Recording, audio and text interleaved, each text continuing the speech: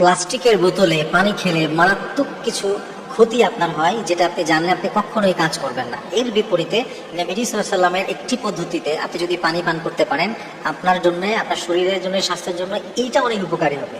অনেকেই বর্তমান আমরা আছি যে নবীজির হাদিসগুলো বুঝতে চাই না, মানতে চাই না, বিপরীতে এমন কিছু কাজ করে ফেলি যেটা আমাদের শরীরের জন্য অনেক বেশি ক্ষতিকর।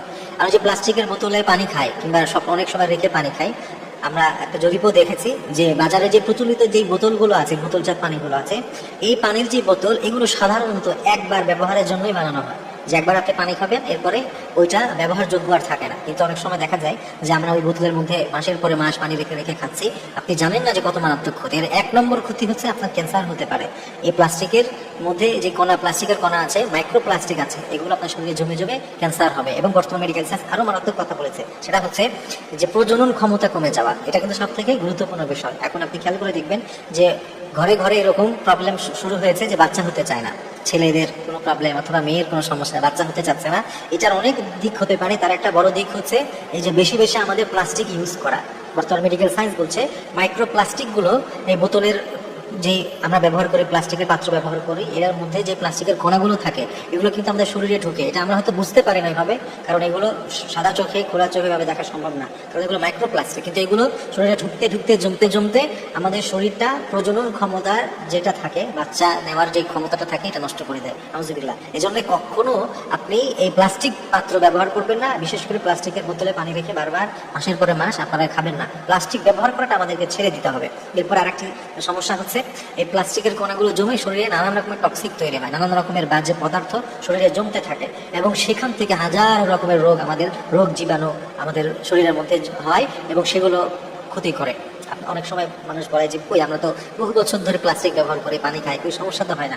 আসলে সমস্যাটা একদিনে হয় না। আপনি নিয়মিত এমন করলে কিছুদিন পরে এই প্রবলেমগুলো বুঝতে পারবেন। আপনি খেয়াল করে দেখবেন যে এখন মানুষের অবস্থাটা এমন যে বয়স 30-35 পার হয়ে গেলেই আমাদের অবস্থাটা খারাপ হয়ে যায়। হাসপাতালগুলোতে আপনি দেখবেন যে কি পরিমাণ মানুষের অসুস্থতা, এবং মানুষের প্রত্যেকটা বাড়িতে এমন সদস্য কম পাওয়া যাবে যাদের যে একটা মেডিসিন নিতে হয় না। এটার একটা বড় কারণ হচ্ছে এই প্লাস্টিকের জিনিসের ব্যবহার বেশি হওয়ার কারণে। কিন্তু এর বিপরীতে আপনি যদি পানি খান নবী সাল্লাল্লাহু আলাইহি ওয়াসাল্লামের একটা পদ্ধতিতে, তাহলে আল্লাহ তাআলা আপনাকে অনেক শেফা দান করবেন। নবী সাল্লাল্লাহু আলাইহি ওয়াসাল্লাম যেভাবে পানি খেতেন, উনি রাতের বেলা মাটির পাত্রের মধ্যে পানি রেখে দিতেন। রাতের বেলা মাটির পাত্রে পানি রেখে সকালে ওই পানিটা নবী সাল্লাল্লাহু আলাইহি ওয়াসাল্লাম খেতেন, এবং অনেক সময় উনি সাহাবীদেরকেও দিয়েছেন। কারো পেটের কোনো পীড়া হলে তাকে ওই পানি খেতে দিতেন।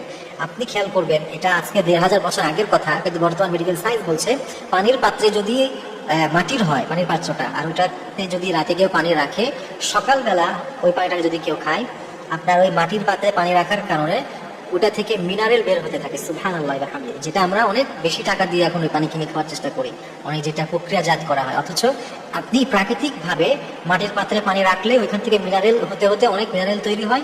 সকালে যদি আপনি এই পানিটা পান করেন, আপনার শরীরটা একটা প্রশান্তি অনুভব করবে, ঠান্ডা অনুভব করবে, এবং আপনি দেখবেন যেদিন আপনি কখনো যদি ঠান্ডা এই মাটির পাত্রের পানি আপনি খান, আপনি দেখবেন ওই সময় আপনার প্রাণটা জুড়ে যাবে এমন মনে হয়।